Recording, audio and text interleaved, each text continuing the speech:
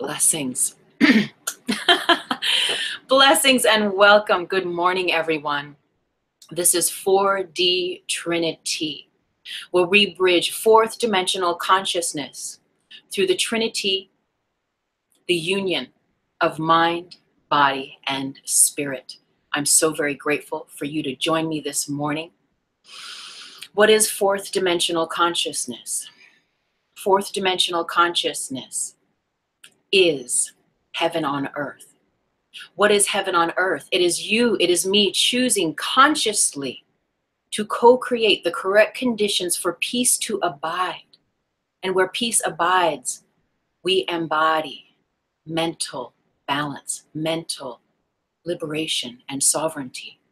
Heaven on earth is you, is me choosing forgiveness over and over and over again towards ourselves and extending that to others. In this way, we create a matrix, a netting that allows emotional balance to reign.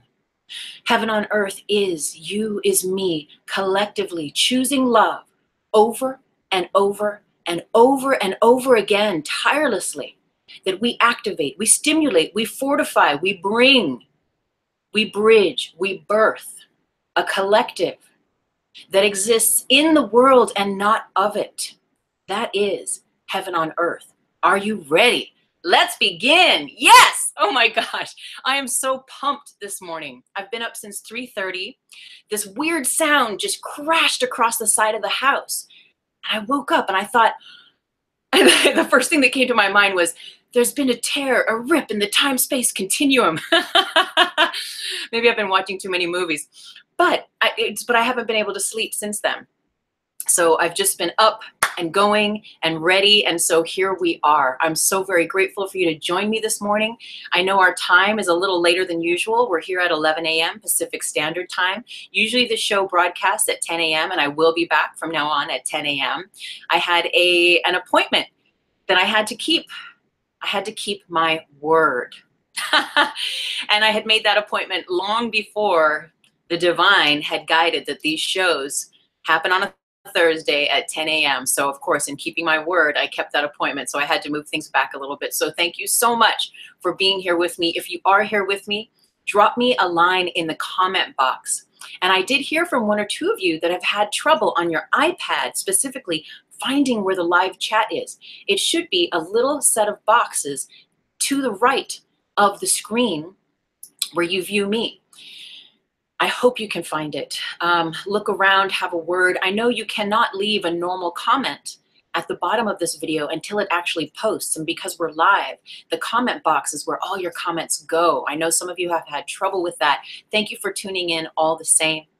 Today, our theme is the metaphysics of the word. We're going to break it down today. But first, let's say our prayer.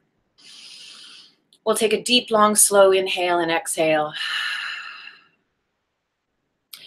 We'll bring our awareness into this now moment.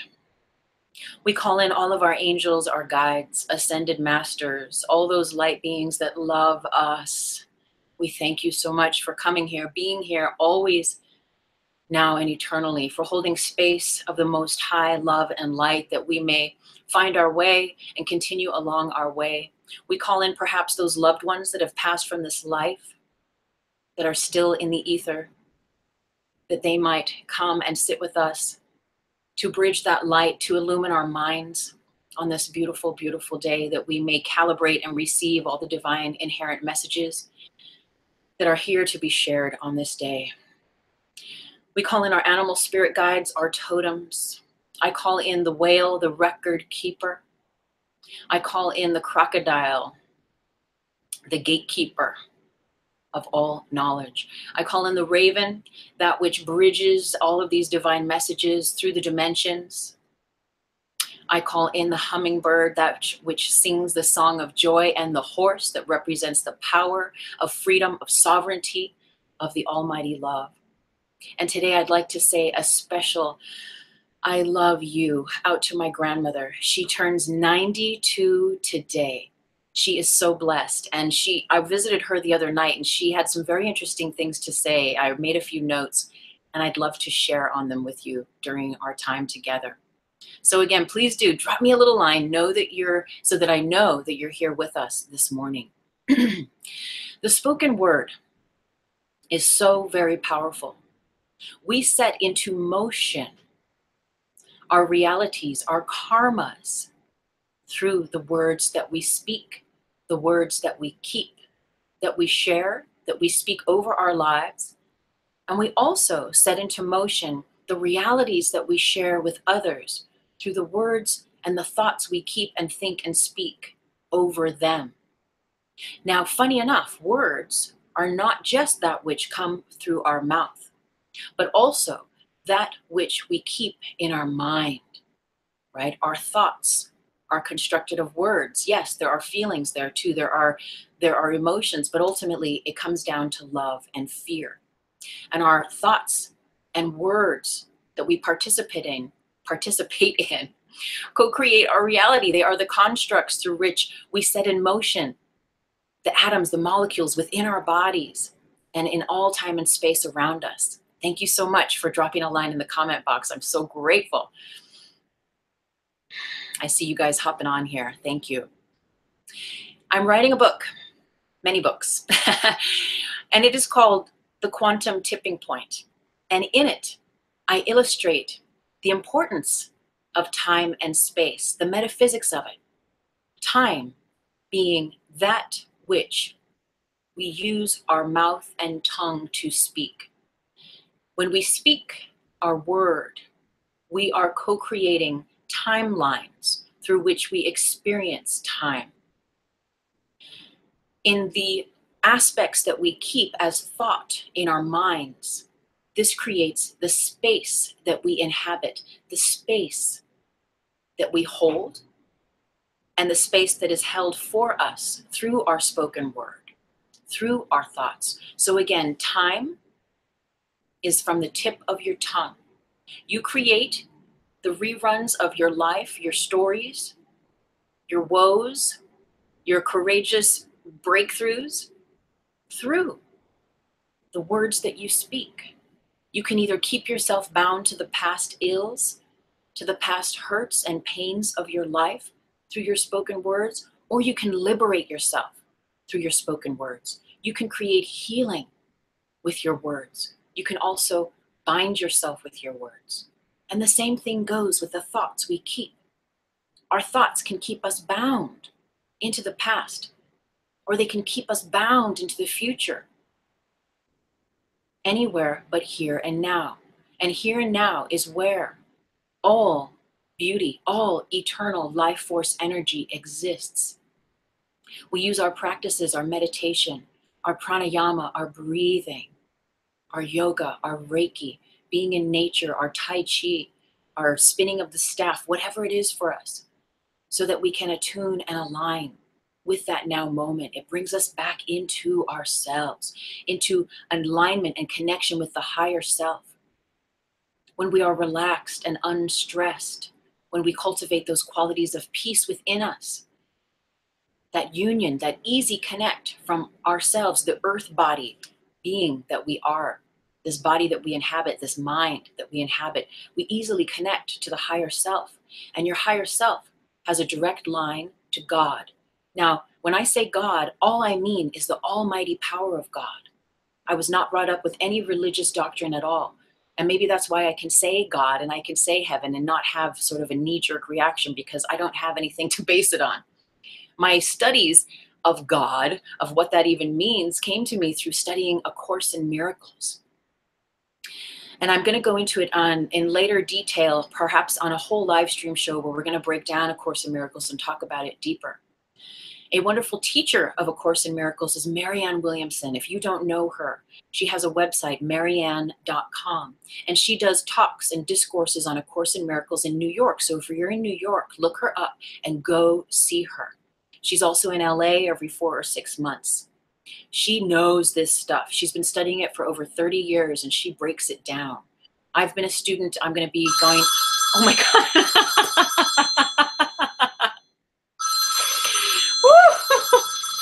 I think it's the God phone. Hello? You got me there. Did you turn the ringer up, God? You totally did. Yes, I got a shock. Okay, that's gonna keep my battery zhuzhed up, huh? Yes, yes, we're all here. Thank you so much for your call this morning. I love you.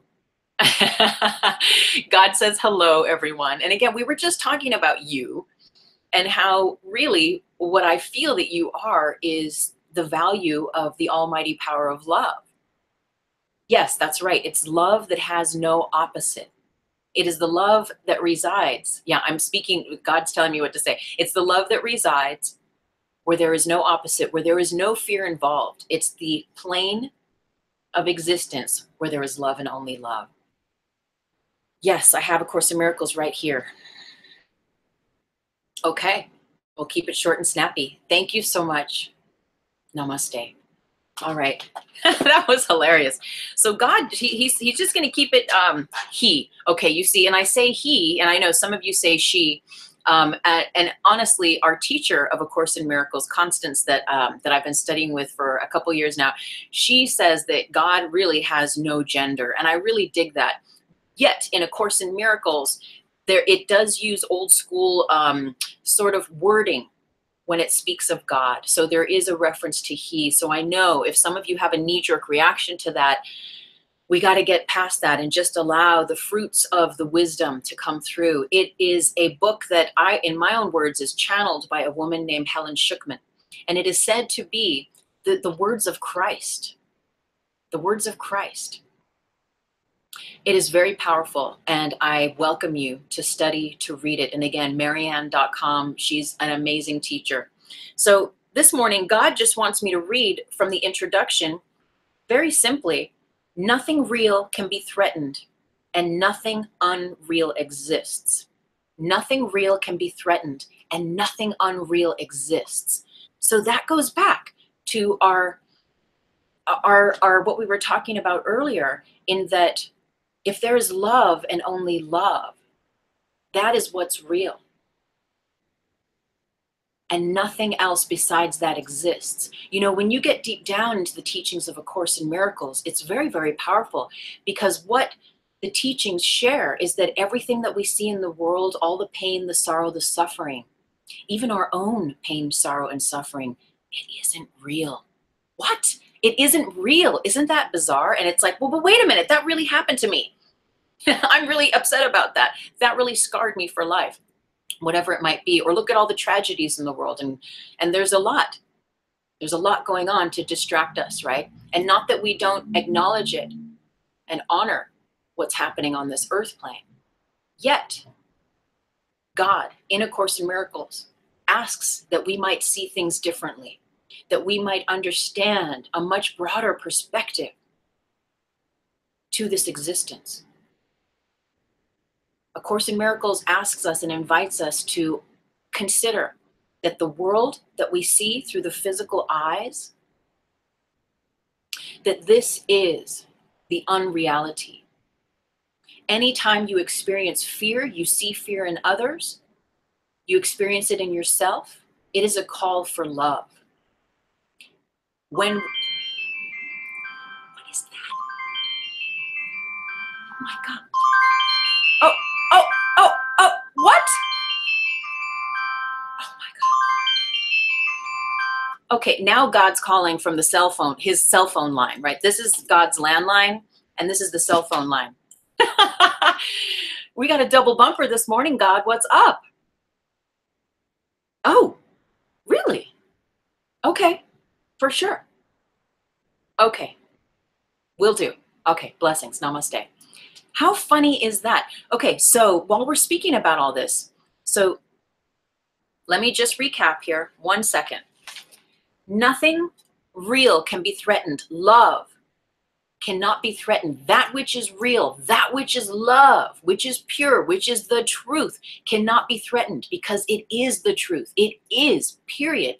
Capital I, capital S. Nothing unreal exists. So if you look around you and you go, this is unreal, it's not real. It doesn't really exist. The only thing that exists is love. So wrap yourself around that. Now, God just wanted me here. I'm going to take a moment to go through the cell phone. God wants me to play for you this little snippet that I recorded. There is a gentleman named Santos Bonacci, and I know a few of you have heard me speak of him before. And just pardon me, I'm just scrolling down to find this little clip that I recorded from him. He has a zillion videos on YouTube, and he is under the name Mr. Astrotheology. He breaks down words like you wouldn't believe. I mean, he took the awareness of what I've been understanding and studying with this realm into another level. He fully calibrates and understands and dispenses divine teachings on etymology and breaks it down with regard to the Bible. And it's really, really powerful. So this is bringing us into our griddery, right? Into the understanding of the matrix and of the grid of collective consciousness. And I'm going to play you just a little clip off my phone because it's going to help us to understand the power of our word. Out of this matrix, to get out of okay. Explain, to be able to get out of this matrix, to get out of the negative side of it, and to use all these words for good. Learn how to use the words that have been born of Adam, all the children of Adam, and invert their polarity, so that we can get back through the labyrinth, back to source, back to cause. And that's what we're doing. We've been in Tommy land. Okay. So what he's saying here is he is saying that what we get to do is we get to learn how to use our word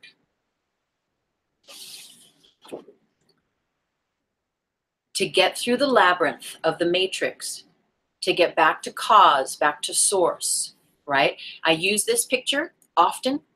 This is art that was divinely inspired of my own, which I'm so very grateful to use to display this.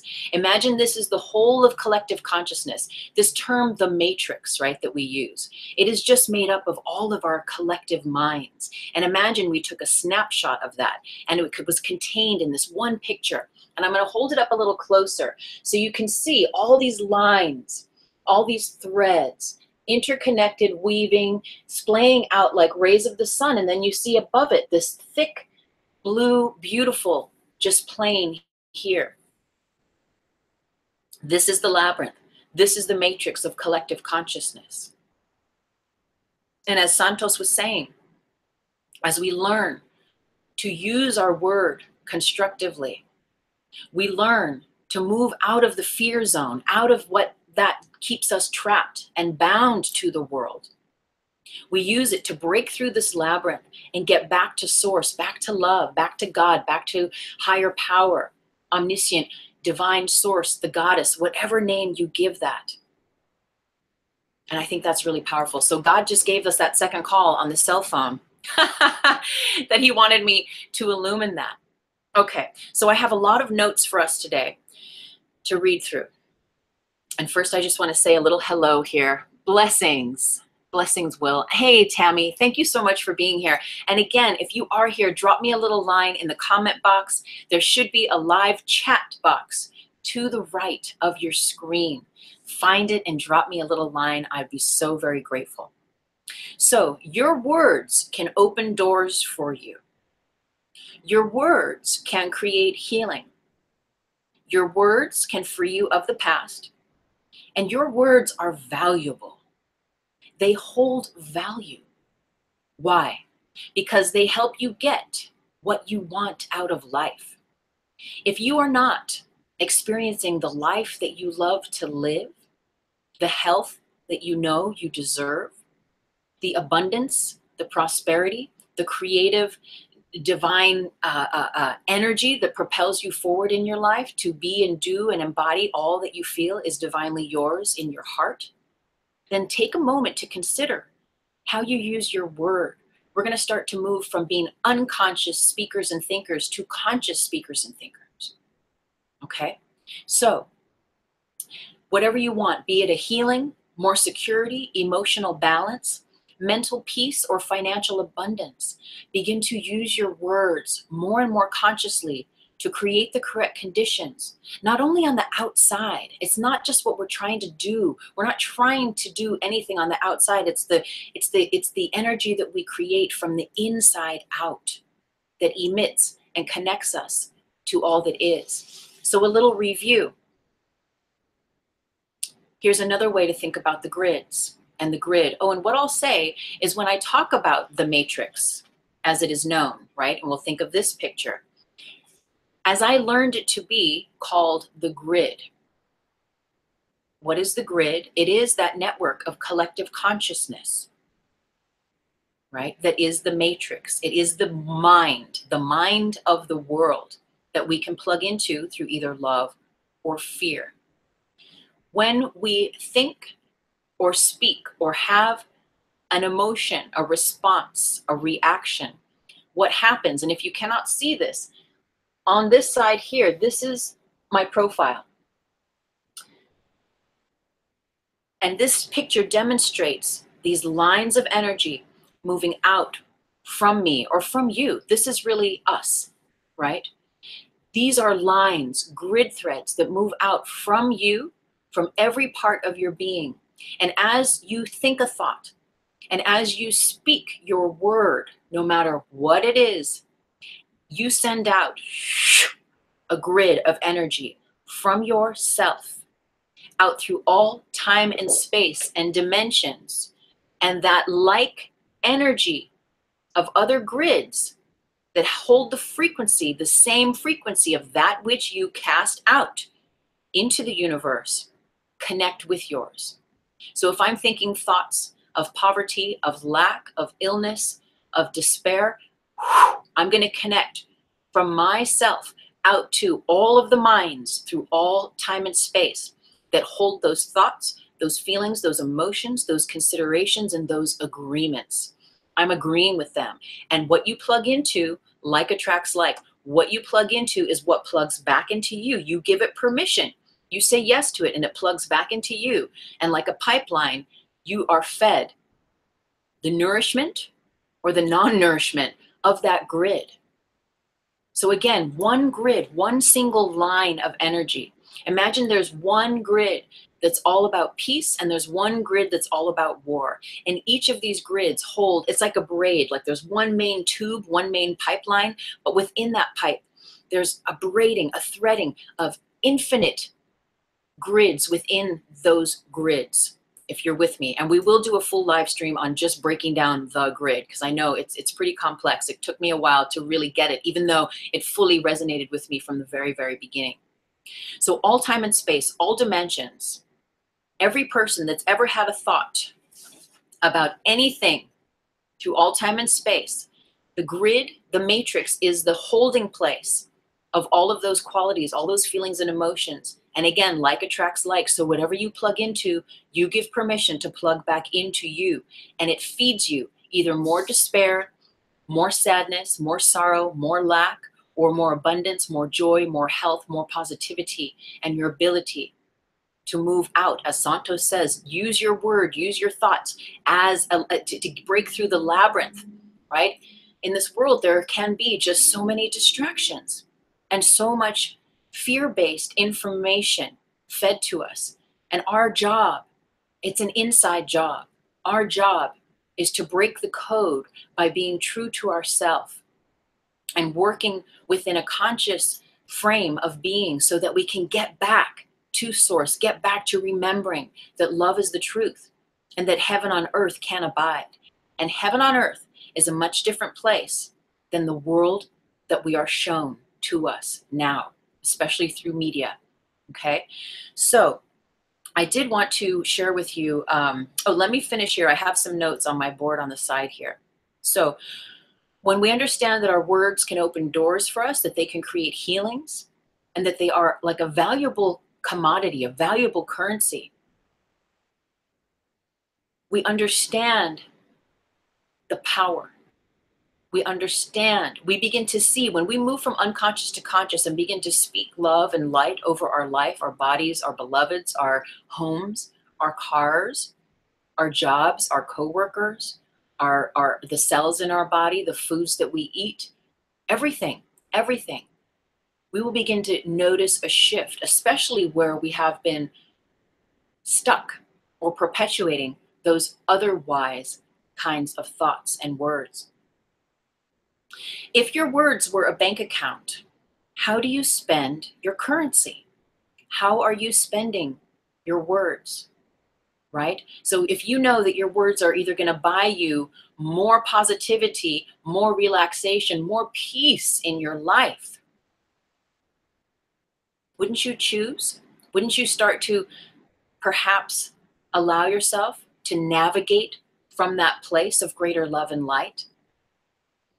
It's once we become aware of those repetitive thoughts, those repetitive words, those phrases we speak over ourselves, one another, family members, whatever it is, we get stuck and we hold ourselves very easily in the past. And when we are in the past or in the future, as we said earlier, we are not allowing ourselves to be in the full embodiment of the now moment. And the now moment is directly connected. This is the now moment right here.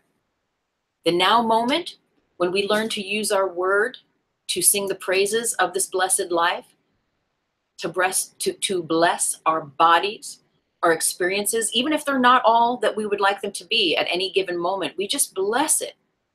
It raises the vibration. It raises the frequency, not only of you, but of everything else.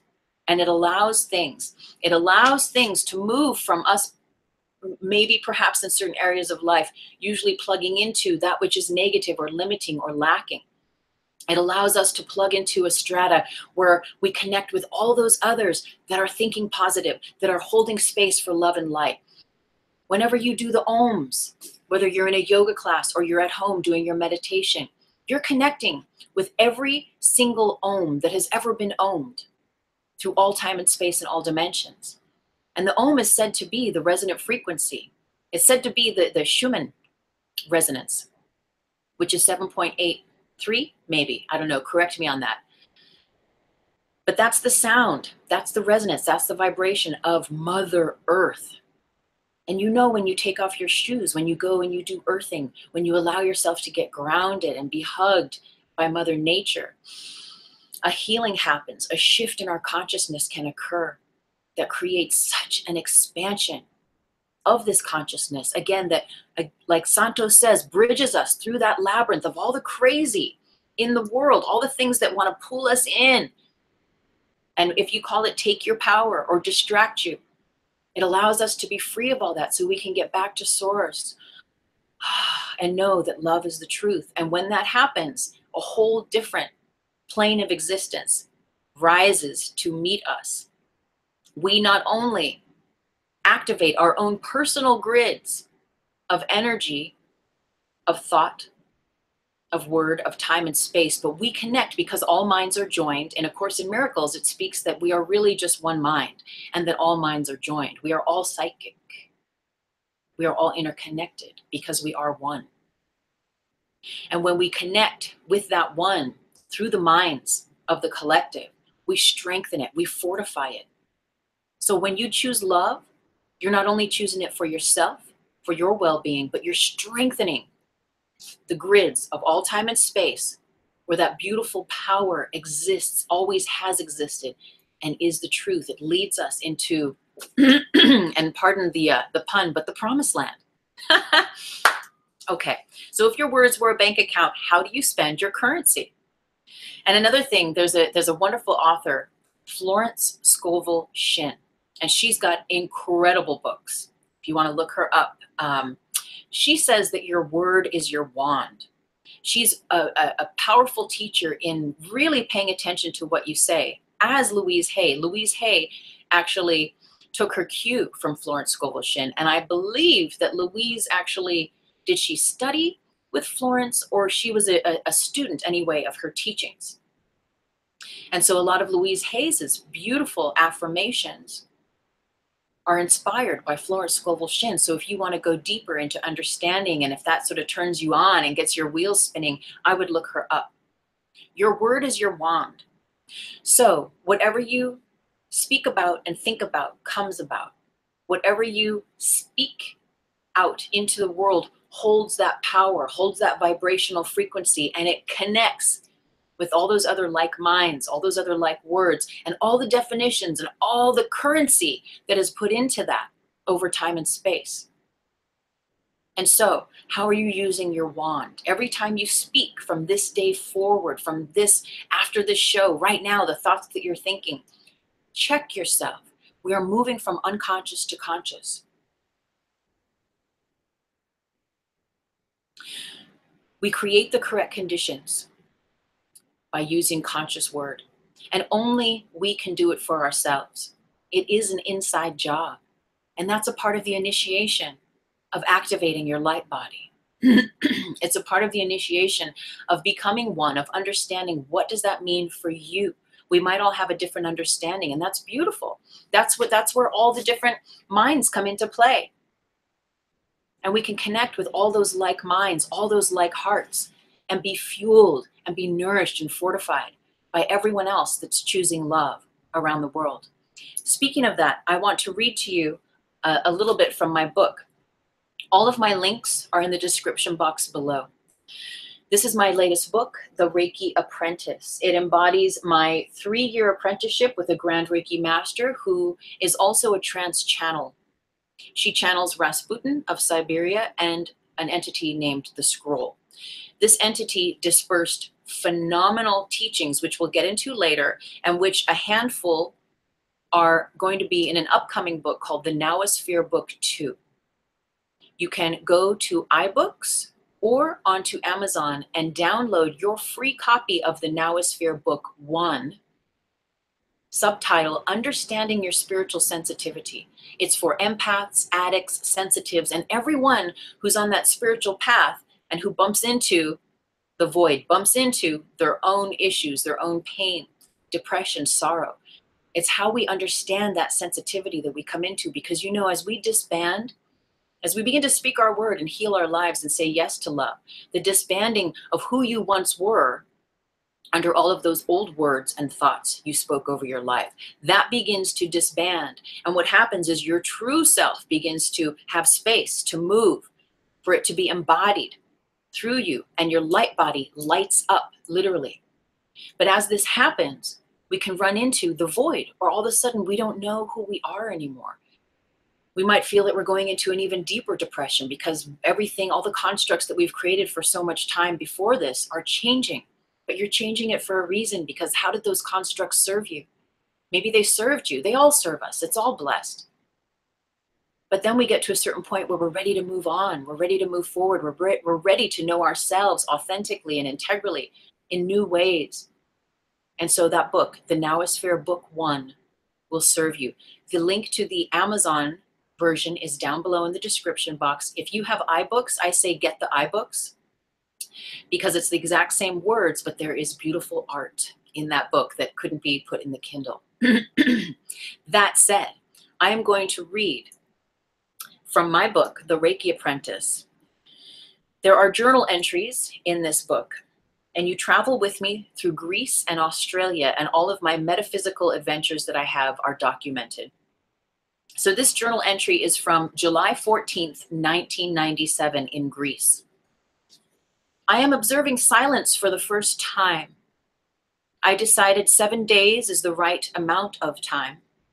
I'm not sure if that means I shouldn't write in my journal, but there is so much I want to keep track of. I'm deciding it's okay for now. I've had little communication with others over this period of silence. I spend my days exploring the wild terrain of this setting and sitting peacefully alone in nude meditation on the mountain. It's incredible, because despite all the love and good people here, my mind has so many judgments of everyone, including myself. I try my best to keep quiet, but it has been driving me crazy. Maybe because I am quiet on the outside, my inside, my mind, is having a party. Today's meditation offered relief. The universe told me, every time you hear your mind casting out judgment and harsh words, your job is to place love there. So that's what I've started doing. I am placing love everywhere I go, within and without. These experiences, this little period in Greece here, occurred before I met my teacher, the Grand Reiki Master, that the majority of the book is based on and documented from. And I thought it was just such a powerful tool. As soon as it came from the universe, I was sitting there meditating and my mind was just like judging and judging and judging and judging. I was on a mountain living with, at the beginning, it was 250 people. Oh, it was 25, and then it was 250, and then it turned into 2,500 people on a mountain in Greece. I was at a rainbow festival. Half the people were naked, drumming. It was so cool because this is before cell phones, before, as I say, Lady Gaga, before Facebook, before flat screen TVs. This was 1998, living on a mountain in Greece. And I really couldn't hang with my mind. It was driving me crazy. I couldn't enjoy a meditation because my mind was just judging, judging, judging, judging me, judging her, judging him, judging them. And I was like, okay, I know that this really isn't, I don't want to sustain this. This isn't how I want to hold my space in my mind. And it's not a very comfortable place for me to be. So the universe said, place love there. Universe said, every time you think, you feel, you hear yourself casting out words of judgment, just erase it and place love there. And that's what I'm offering to you today. It is a metaphysical energy tool because there's no hammer. There's no third dimensional tool that you place in your hand to use it. You use your heart, you use your mind, or you use your spoken word, your mouth. I place love here. I place love there. And in that way, if you don't know how to flip, right, your script on an instant, when you hear yourself casting out the negative, casting out the limiting, casting out the scarcity, the illness, the whatever it is, and perpetuating those aspects that really you wish for change in, you wish to experience yourself anew in. Every time you think of that and you catch yourself judging others, erase it. Just imagine you have a big eraser and you just erase it and you place love there. Whether you write it energetically in your mind, I place love there. Whether you just send it from your heart, I place love there. Maybe you just feel and sense and place the word, the frequency, the energy of love, but place it there where you had that judgment, where you had that inkling to affirm negativity, to affirm limitation and lack. Place love there, and love, excuse me, and love will transform. It will begin to, when you place love in your thoughts, where there was a negative judgment, thought, word, action, deed, it will begin to help to move and transform and pull that grid away from those fear-based realms and connect you to those other like-minded and like-hearted thoughts, words, aspects, considerations, and agreements through the universe. And that will give you strength to keep choosing love over and over again. I call it spiritual will. Your spiritual will is your ability to choose love over and over and over and over and over and over and over and over and over again. Despite the mind, you might have to place love like 50 times on one single thought.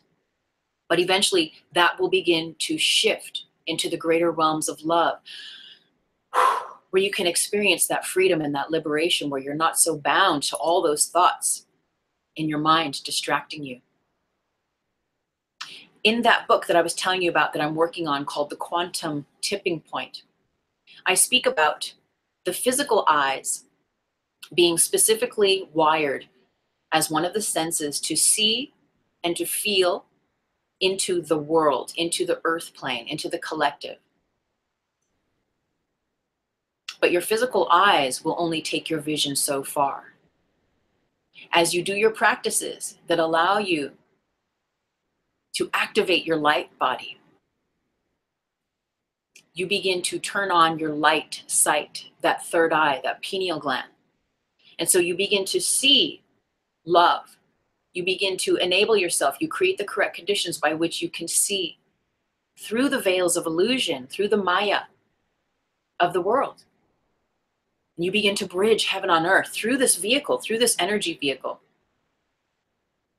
You see through the minutia, into the love, into the light. And again, as you do that, You're strengthening that grid so that others that are seeking the light, that are praying for it, that are calling it in, can easier see it too. When you do that for yourself, you do that for others. You know, when you're around a family member, a friend, and you speak kind and loving words, they're confused, they need your help. Sometimes it's just about listening and not saying anything at all. But sometimes friends or family members, strangers, are looking, seeking some counsel.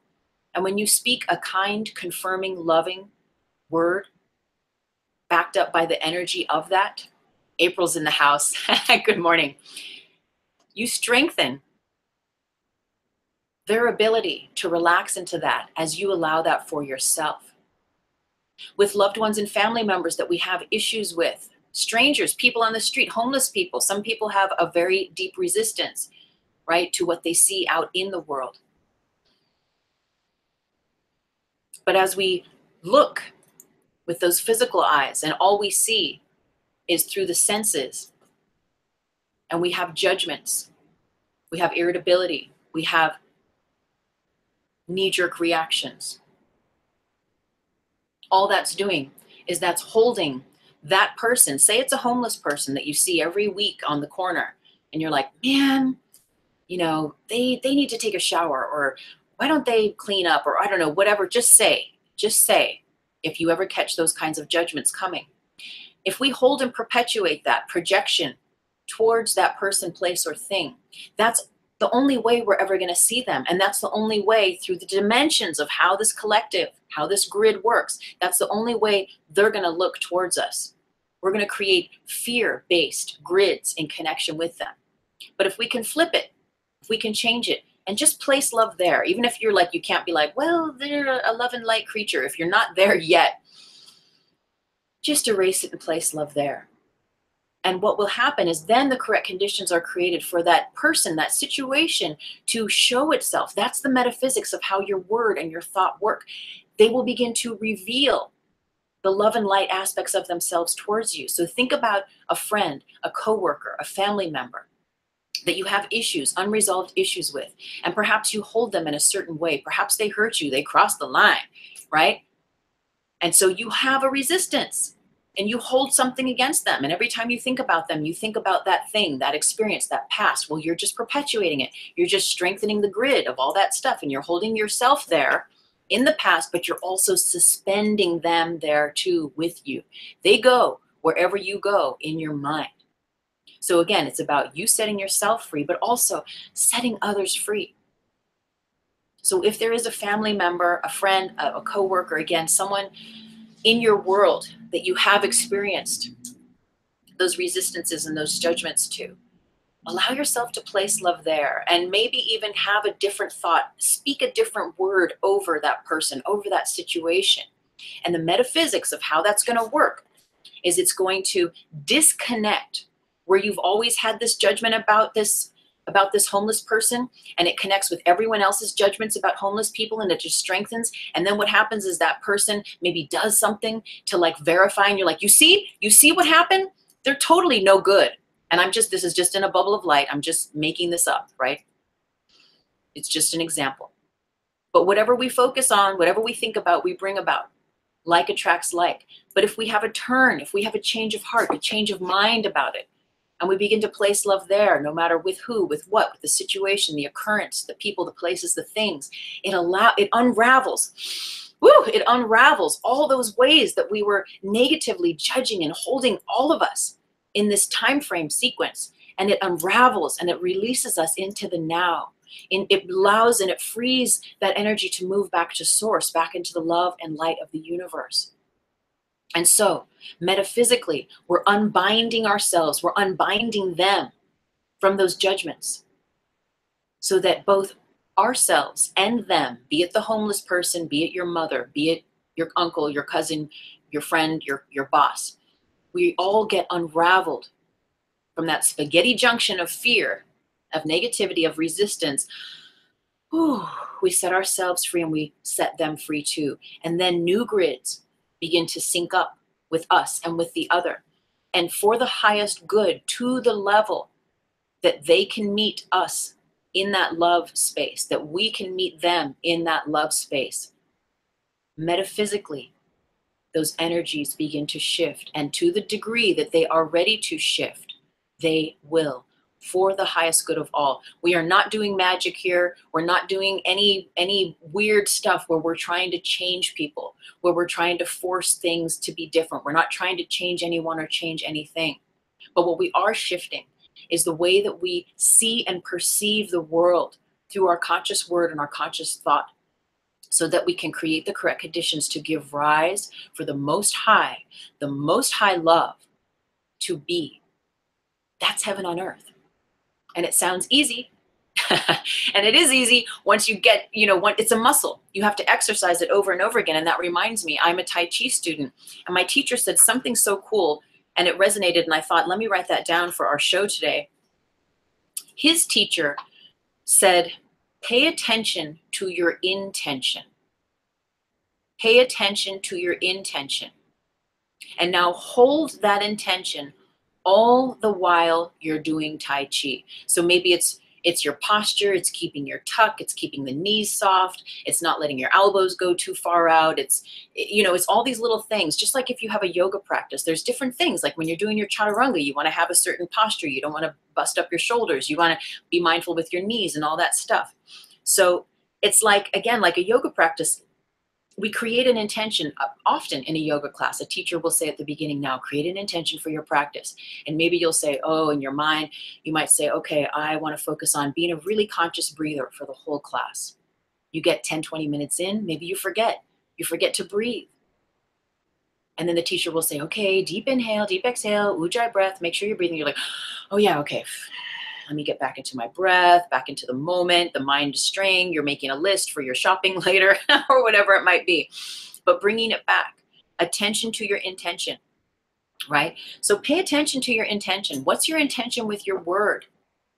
And as you pay attention to that intention, you strengthen your ability to come back to the breath, to come back to love, to place love there, to metaphysically collapse time.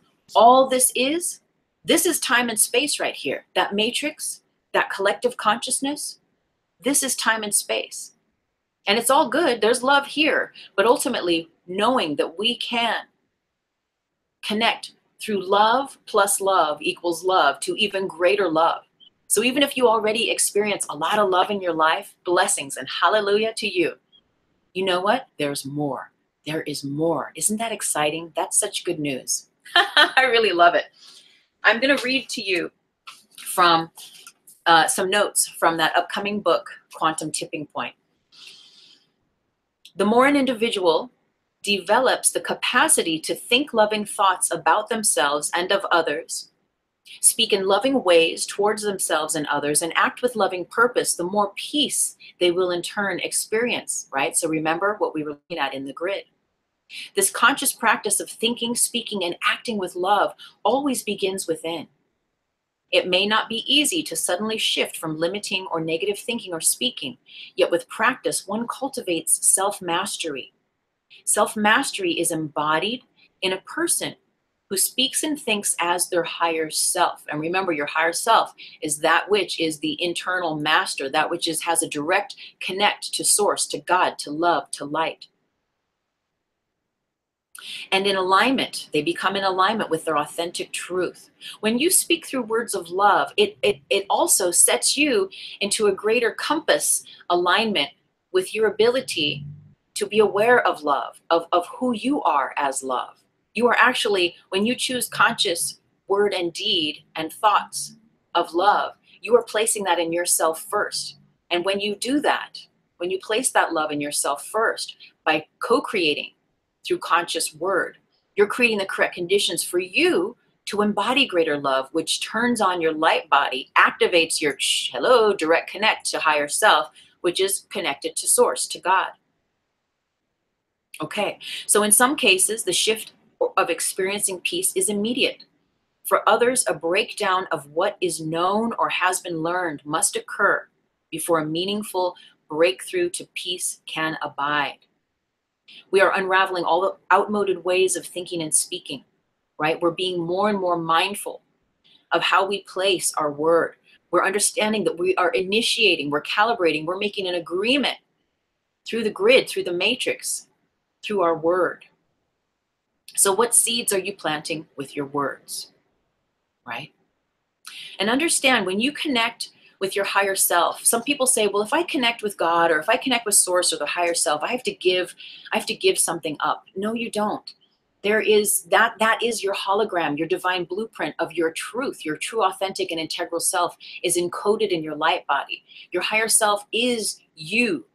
As the master you are, it is you embodying self-mastery. And when you do that, more of you is allowed to join you from that frequency, from that higher plane of love and of light, which is hashtag unfuckable with. I mean, really, it really, really is. We become a light unto ourselves and a light unto the world. As this happens, as this happens, nature, which I call maximal love and the maximal light of the universe, or God, or source of all creation, is given freedom to fulfill its unlimited potential. Do we even know what our unlimited potential is? Do you know what your unlimited potential is? Maybe you've been blessed and you've skimmed the surface and you've seen it, you've felt it, it's been demonstrated through you. But you know what? There's more. It is eternal. That source, that love, that light is eternal.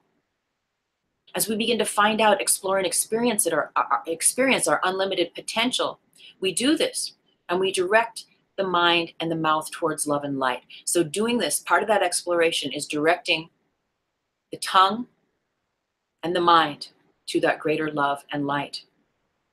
Okay? Whether it is an acorn turning into the oak tree, which is a metaphor that Marianne Williamson uses often, or a heart cell developing into the physical heart, or a person living their dreams, as love and light are given way to, all of life is allowed to exist in collective harmonic convergence. This is where everything naturally serves everything else, and everything becomes nourished. Nothing is without. There resides unity and wholeness. And that's the metaphysics of it. As you begin to take care of yourself and choose love and light and speak it over your body, over your life, over your loved ones, over your work, over your creations, over your health, you begin to collapse time. You fold time and you bring everything into the now moment. Last week's live stream, which I'll put a link to here later when I do the editing, was all about gratitude, faith, and prayer. We had it on Thanksgiving Day here in the States. And, you know, when we express gratitude, when we pray, when we demonstrate faith, we're collapsing time. We're choosing now. We're choosing focus. We're choosing intention. We're choosing to send out a blessing to our loved ones that are perhaps dealing with an illness. We're choosing to hold space for ourselves or for others in these sacred moments. It's very, very powerful. And we already went through the I place love here. So when we place love there, here, and everywhere, we're giving it to God. Whatever the situation is, we're giving it to that quantum organizer. The quantum organizer is love. Love knows. Love is nature. Love is light. Love knows how to organize everything in your life. If you can be willing enough to let go of controlling how you think it needs to work out and give it to a higher source, give it to God to create the correct conditions, to align time and space through the grid so that the highest good be served through you and for all. Because it's about everyone. It's about we, not about me, right? This service, this work that we do, allowing ourselves to embody and activate the light body, serves the we, not just the me. We practice allowing and trusting that we are taken care of and there is abundance to meet us. So yes, when we allow ourselves to embody our truth and our authenticity integrally, that sets into motion through all time and space and all dimensions a divine nourishment. When you're more of you, you are being of service. And if that's all you did to be of service, that is enough. Being true to yourself. Isn't that just so beautiful? By you being you, lighting up the puzzle piece of your truth, it activates all truth throughout all creation and begins to resonate and tickle and enliven the truth within all that surrounds us. Much stress and sorrow come from thinking we should be anywhere else than we are right now. Relax, place love here, place love there. You will come to instinctively understand the concept like attracts like. And when we hold ourselves or others in patterns of limiting constructs, that is the amount of space you will be able to attain or receive of them, as that is the size of the lens you hold up to look at them through. That is the measure to which you allow them to show up for you. So if you have an issue with a family member, or even with someone from the past that you don't have contact with anymore, you know, how do you make amends with them? You just extend forgiveness in your prayers, in your meditations. You just begin to practice letting them go, giving your pain, your sorrow, your anger, your jealousy, your greed, whatever it is, giving it to source, giving it to love, giving it to that quantum organizer. And the quantum organizer, boop, boop, boop, boop, boop, boop, boop, right through the grid, aligns things. It makes right that which was out of balance. We're going to talk about stress because often our words create stress for us. I don't have enough time. I don't have enough money. It's never going to work out. It's just not going to get done on time. I don't know how this is going to happen. What's the worst thing that can happen? If we think about the metaphysics of that, what are we doing? What are we setting up for ourselves when we embody and entertain those thoughts and those words? We're just connecting and we're saying yes to more of that confusion, to more of that frustration, right? And this creates stress. And stress is very subtle. We get used to running on stress. We get used to complaining, to being critics, to being critical, to judging. We get used to that. And so there can be a learning curve to learning how to speak lovingly over our bodies, especially if for so many years we've just demonstrated and exercised self-hate or self-loathing or just a dislike for our bodies. Okay? I pray that makes sense. And again, if you are tapping in, just joining us, and you found the live chat box, please drop me a little hello. I am so very grateful. We're going to read a little bit about stress. So indeed, stress has become a normal way of life. The stress of a health issue or family member with a health issue. There is the stress of your job, the stress of driving on the highway and sitting in traffic to and from your job, the stress your job or boss puts you under, the stress of not being able to sleep at night, the stress of school, exams, projects, etc. But what about the biggest stress of all? The stress of being a man. Oh, I'm sorry. I'm not there yet. Hold on. But it's the stress also of being a man, a woman, or any other sexual or non-sexual being in the world. So all of these paradigms can be very stressful when seen through the lens of fear. But here's the big question. What about the stress one gathers from not living one's truth? That's crushing. Like staying in a marriage for years longer than you know you should or you would want to. Like studying to be a lawyer because it's your dad's dream for you when you really want to be a veterinarian. Or the stress of not having enough time to do the things you really want to do in life. Okay. Can your words and thoughts create added stress in your life? If you agree, let me know in the comment box, please. Can your words and thoughts create added stress in your life? Do you agree? Do you agree? Can your words and thoughts create added peace in your life? Do you agree? We're moving from being unconscious. Sometimes we don't even realize the ramifications of our words, of our thoughts, and how they co-create the constructs. Yes, okay, totally. I got a totally there. You know, that they co-create the constructs that are either creating, thank you, blessings, April and Tammy, that are co-creating those fundamentals. You know, if you're constantly saying, I never have enough money, I'm never going to get better from this illness, everything bad happens to me. And if you're asking the universe, what's the worst thing that can happen? Honey child, don't do that. Because you're just asking, like, what's the worst thing that can happen? And you're basically allowing the worst thing that can happen to channel down, and you're asking the universe, show me, What's the worst thing that can happen? And a couple of live streams ago, we went through asking these questions, and it was in a tarot reading I did too, where it's like, you know, no, let's say, what's the best thing that can happen? So when you find yourself in a jam, yeah, money's tight, the car broke down, you can't pay the rent, or, you know, whatever it might be, an illness, whatever it is, your kid gets sick, something, whatever it is, what's the best thing that can happen? Ask the universe, ask God, ask source, ask love, ask the goddess, Jah, whatever name you give. Ask it, what's the best thing that can happen? If everything is going great in your life, ask it, what's the best thing that can happen? How does it get better than this?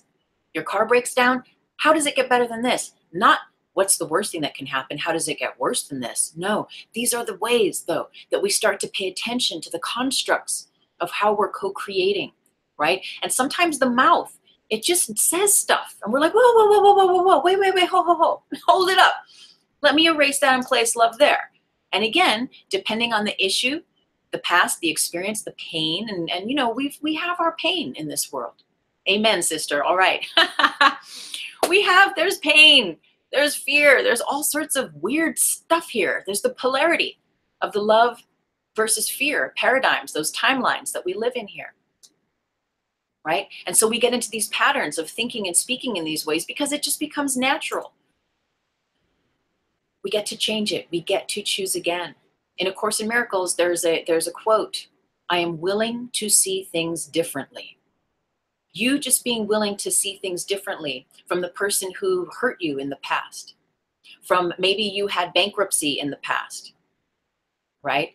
I don't know how to work my finances, but you know what? I am willing to see things differently. As soon as you do that, the universe is like, boop, boop, she's willing to see things differently, channel it down, give her the messages, boop, boop. And as long as you stay open and willing to receive a new message, you will receive it. And that's the metaphysics of it. It's like that easy. Yet our job can sometimes not be so simple, because it is that practice. Like my Tai Chi teacher, his teacher says, it's the intention to pay attention.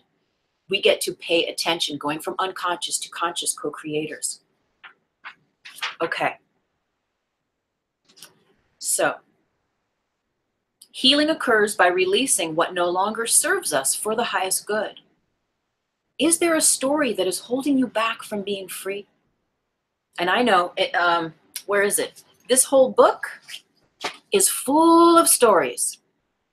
All of the stories. Yes, change the way we think, change our world. Blessings, Tammy. Absolutely, absolutely, for ourselves and for others. It's like, it's that easy. But we get to do it over and over and over and over and over and over and over and over again. Until we don't have to try to pay attention to have that intention. It just becomes what is. It becomes a natural lifestyle. It becomes a lifestyle habit, choosing love over fear. It just becomes natural. But my stories, in this one big book of stories, all the stories that haunted me, that hurt me, that caused me pain and turmoil for most of my life. I have only been free of all that stuff for a couple years now. Right? I was in my early 40s still, and I was still working through the veils and the binds and those ties of the past until eventually there was this breakthrough. And not to say that it all has to be like heavy chains and a burden to do all that, but we know our own pain burdens ourselves. But as we choose love, as we begin to know it's an inside job, no one can do it for you. Let me start to do it for myself. Even little baby steps, right? If you hate your body, you know, and you can't say, if it's hard for you to say, I love my beautiful body, then you just start by, when you have that judgment, erase it and place love there. Let the quantum organizer do the work for you. So, is there a story that's holding you back from being free? Right? Clear the wounds of the past with your words, in your meditations, in your journal. Write energy letters. I will put a link here. Again, later when I do the editing, I will put a link here. I have a video that I actually recorded on January 1st of 2017 that breaks down the energy letter, where you write a letter from your higher self to their higher self. And there can be a person, it can be a place, a thing, an experience, and where you let yourself express everything you need to express about it. The idea is to get it out so that it's not still in there. and so that you can release it. So please watch that video. I know for everyone that has ever used it, it has been a phenomenal metaphysical energy tool. It shifts timelines. It shifts your synaptic configuration within you. And you know, when we shift timelines energetically, and when we shift how we think and how we speak over ourselves and our lives, we change the chemical, the biology in our bodies. We go from acid, all fear-based thinking and speaking creates acid. We go from creating acid in the body, which gives rise to cancer, which gives rise to all sorts of physical ailments. We give rise to the alkalinity.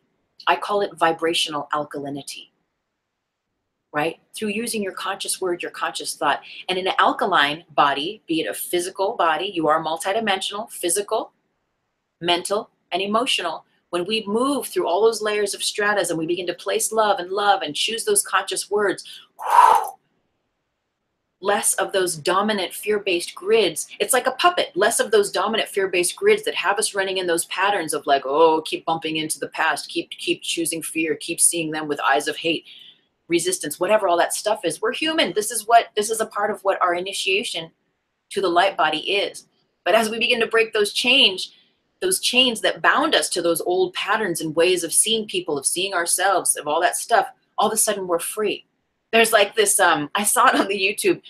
There's an ad, that Julia Roberts ad for Lancome or something, but it kind of demonstrates that. There's this one where she's walking through the thing and all the people are like, oh, look at this goddess beauty, you know, and I guess there's a thing where they're all kind of like on strings, these really dazzly, glittery strings, and then she touches this wall and the wall collapses. She collapses time. And then this beautiful landscape shows up and they all become free of these grids, of these strings. That's how I see it anyway. And it's kind of cool. If you've seen it, look at it with a new eye next time. It's pretty interesting. So let's see. This paper is a little crazy. I have kind of notes scribbled up and down. So I'm going to do my best to reiterate here and keep us on track. Relaxation and meditation is like stringing a necklace. With each experience of relaxation and meditation, a bead is placed on the inner string of self. And that bead creates the blueprint from which to create more peace. It starts in relaxation, then meditation. Then we continue to create it by practicing mindfulness and self-mastery. Okay, so now we're going to get into a little bit of sacred geometry. Nature exhibits love. In all of its creations resides a pattern of perfection that mostly all natural designs in the world follow, including our own bodies, right? Natural designs in the world follow it. It is a pattern of perfection. We recognize this pattern in nature as the golden mean ratio and Fibonacci spiral. We see it in flowers, in eyeballs, and in the galactic arm of the galaxy. There is a sacred order that, left to its own intelligence, creates beauty boundlessly. Creating beauty boundlessly, that's heaven on earth, in your body, in your mind, in your emotions, in transforming metaphysically, shifting what we think of, what we see with the physical eyes as the world, into Mother Earth, or Gaia, as some call it. This is the sacred order that, left to its own intelligence, creates beauty boundlessly. It is the art of a painter, the song of a songwriter, the garden of a landscaper, and it's you being the relaxed, true you.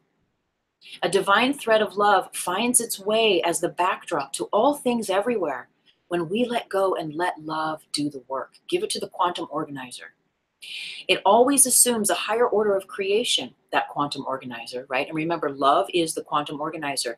We can bring that sacred order of love into our lives to help heal and create a path of harmony that is guided by an intelligence beyond our thinking, right? So the thinking mind is specific to the perspective of the physical eyes. Again, it's a part of the sensory body, which is beautiful. I love being sensual. I'm a Taurus. I love food. I love good food.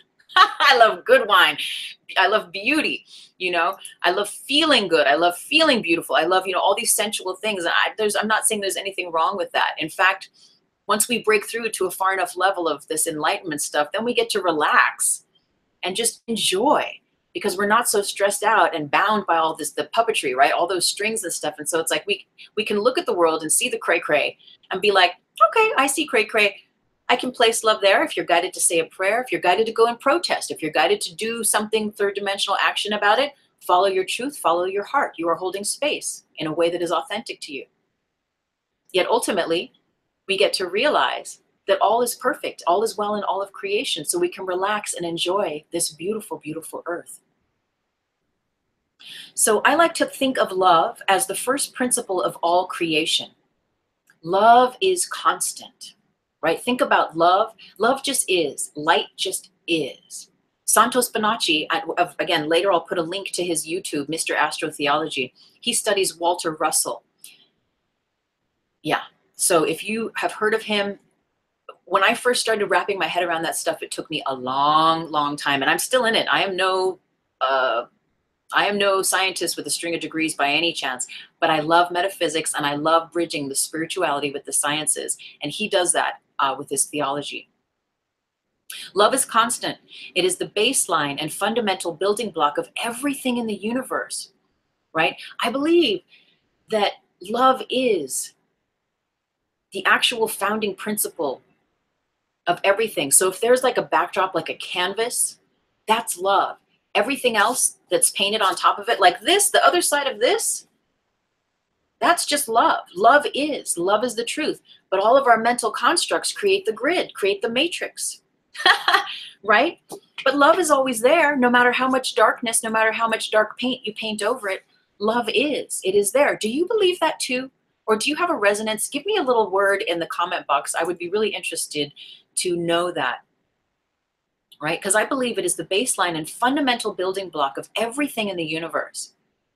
We are told that we experience love in the heart of the human body. As the stuff the world is made of, love acts as the invisible animating force or power that gives life to all humans, to animals, to nature, and to the heartbeat of this planet. Perhaps you have heard of life force. Well, consider rephrasing that term as love force.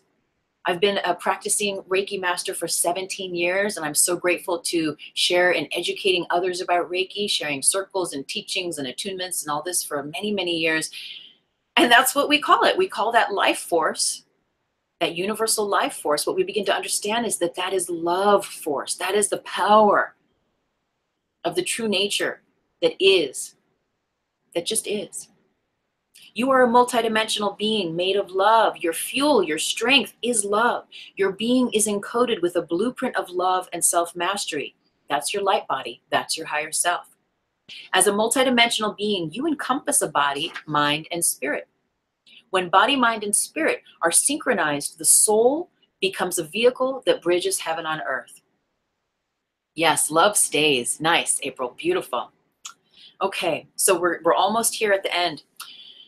As humans, we not only revolve around love, we split it through our collective perception. So remember, we were talking about the eyes, the physical eyes perceive in the world. We either perceive good or bad, right or wrong, love or fear, okay?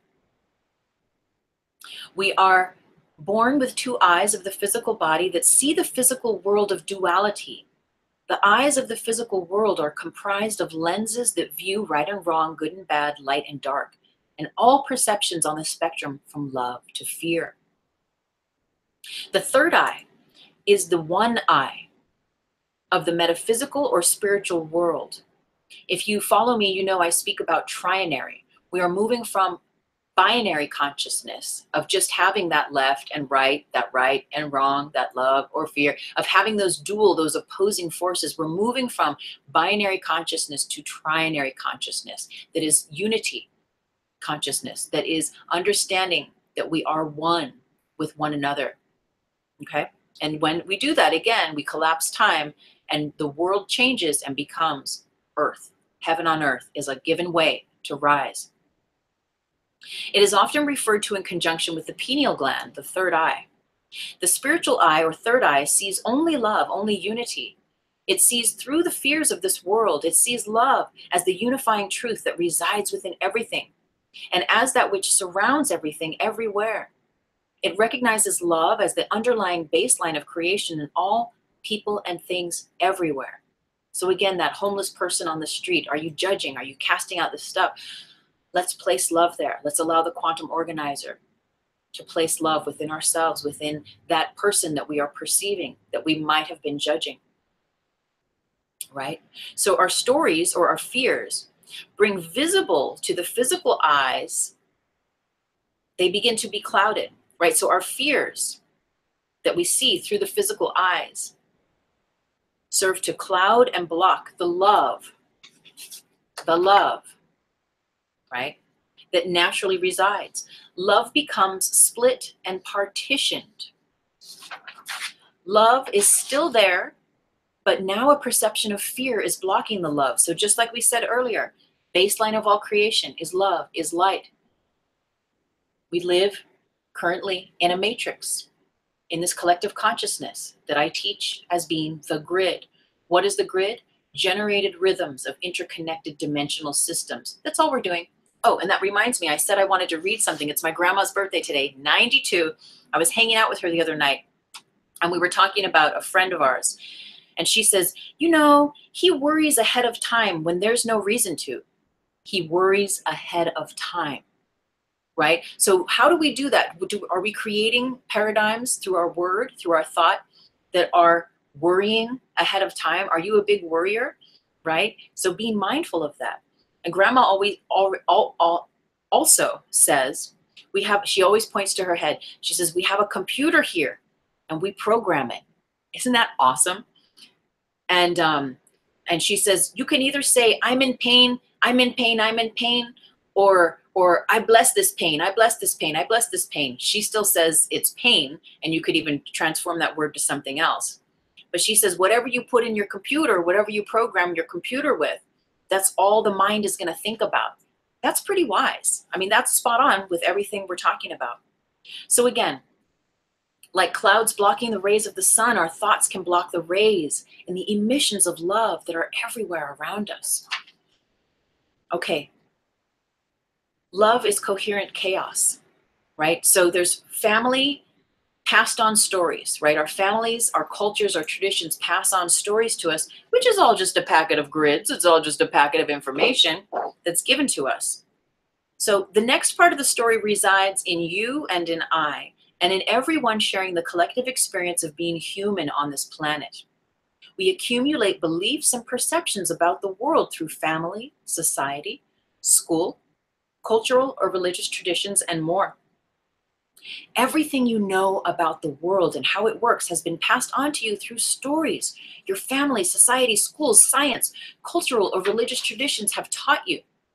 This includes beliefs passed on to us about what to love, what to fear, and how to love and how to fear. What is good, what is bad, right and wrong. Whether you can or can't lose weight, eat right, sleep right, be happy, healthy, successful, find true love, love or be loved, etc. So we buy into this, and there's, we even look at it on social media. Flat earth, round earth, the moon is not real, the moon is real. There's like all of these different ways of thinking about things.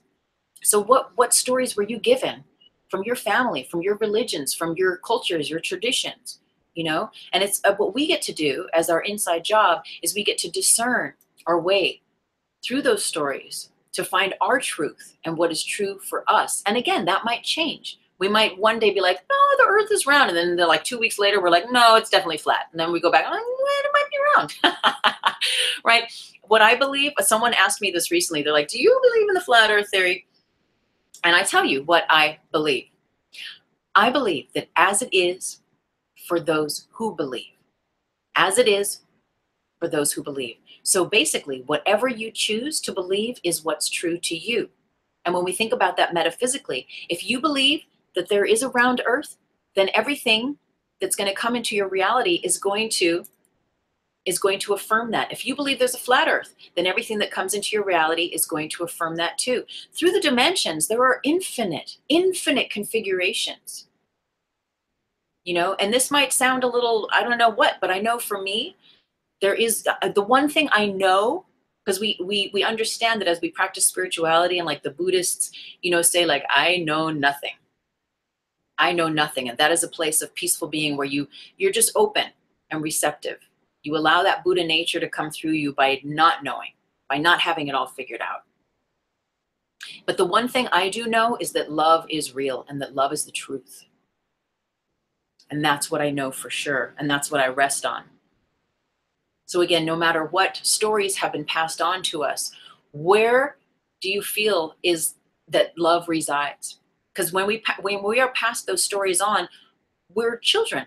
And all we do is we repeat what we've seen, whether it's abuse, whether it's poverty consciousness, right? Whether it's my mom got married and divorced 5 times, that means I'm going to get married and divorced 5 times. You know, whatever the story is, being mindful of like, do you still want that to be your story? Is that true to you, or is that just their story? And as you begin to recreate what your storyline is, again, you collapse time and connect with all other like minds and hearts that affirm that new story, that new paradigm that rests in greater love and light for you. Okay. So what happens is as we bump into duality in the physical world, we not only encompass the ability to experience and perceive love through the third eye, but we get to know fear through the physical eyes. We learn to think and speak in terms of love or fear, good or bad, right and wrong. We come to agree with the stories being told. We come to take them on as our own. So this is interesting.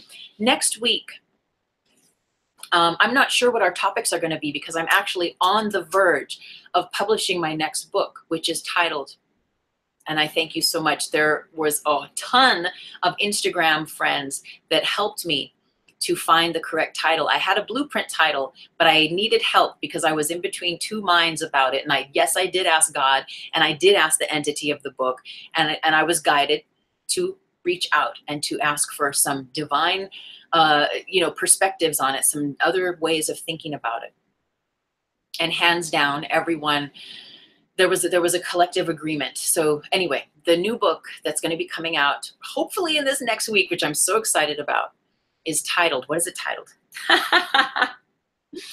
It's titled, How to Manifest by Living the Law of a, oh my goodness, isn't this funny? How to Manifest by Living the Law of Vibration. The subtitle is Why the Law of Attraction Will Only Take You So Far and How to Surpass It. Sounds interesting, right? It's very, very powerful. I look forward, maybe next week I will be talking about that. If not, if my book is for some divine reason not ready to be released at that exact time, then we're going to be talking about healing timelines. This is a picture that depicts timelines through the grids, right? Depicting love or fear. What are we choosing? What are we choosing, love or fear? And understanding that with each choice we make, it's going to take us on a journey of either love or fear. It's going to bring up all those unconscious, subconscious, relative values in us of love or fear that we can be met by them. So those stories that we're given, right? Do we agree? Are we ready to disagree? Are we ready to create our own story? So we're given all this information, all these stories, and we have the opportunity to either say yes and agree with it, and so take on all of the information. And that's not just the story mentally, but the emotional charge embedded within that story. So again, when we say yes and we connect through the grids and we're like, man, life sucks. You're not only just connecting with that thought, with those words metaphysically of everyone else through all time and space. That's beyond this one, that's beyond 2017. That's since we've invented time, since we've thought about space. It's all minds collectively. Every thought that everyone else has had in that realm, you're plugging into that. Not just that thought, not just those words, but the emotional polarity of that. So you not only plug in mentally to what you are affirming through your word, but metaphysically, you're receiving the charge of emotion held in those grids too. And that's a very important part of this. So with all these stories, right, we have the opportunity to either take it all on mentally and emotionally and connect to that belief system or not. You decide if it's your truth or not. Love and fear. Which do you choose? Okay. In closing, the quantum tipping point. We are learning an invisible roadmap that allows us to understand that every word and every thought that we speak and that we think and repeat has a vibration to it, and that vibration is anchored in us. And as it is cast out through our world, through our word and thought, where does that vibrational thread go out to? It connects with all other like words and thoughts that are connected to other like minds, and then it goes on to connect with a greater field of mind that is the grid of collective consciousness. Beyond that grid of collective consciousness resides that bliss state, that heaven state, that God state, that unity consciousness. Love and only love. Love where there is no other. There is no duality. There is no polarity. And so it is. I am so very, very grateful. I am so guided by my truth, by my heart, to share these live streams. And I thank you for your time and your attention and hopping on and leaving a comment. I'm so, so grateful. And I know that's like one of my taglines. Sometimes I look at my tarot things and that's like all I say, but you know what? Hey, I am. I am so very grateful. I bless it. I bless me. I bless you. I bless our words and our thoughts, and may we just little by little, or maybe in big leaps and steps, begin to embody greater truth, greater love and light within us. Session has served your well-being. If you're not subscribed to my channel yet, hit the red subscribe button below. And once you subscribe, right next to it, a little bell icon will show up. Hit that bell, and you will be notified every time I have a new video. If you are on Instagram, please join me there. I love Instagram. I am not on Facebook or Twitter, but I am on Instagram, and as you know, I am on YouTube. I love interacting with my IG friends and posting all sorts of cool, fun, just kooky, crazy stuff. And if you watch my tarot vids, my full-length tarot vids on YouTube, every week I do little 1-minute snippets of the highlights of those, so you get a little reminder of what our themes are for that week. My books, the links are down below. If you would like to join my mailing list, I would be so grateful to send you out my monthly, sometimes bi-monthly newsletter with my blogs, info on my books and the teachings I am so divinely guided to share. And when you do sign up for my newsletter, you receive a free ebook titled The Higher Self, Blueprint of Mastery. May you enjoy a very blessed day. I am so grateful to share this time with you. This now, should I say, to share this now with you. And I'm going to rustle up here and we're going to replay our intro outro. So thank you so very much. Namaste, everyone.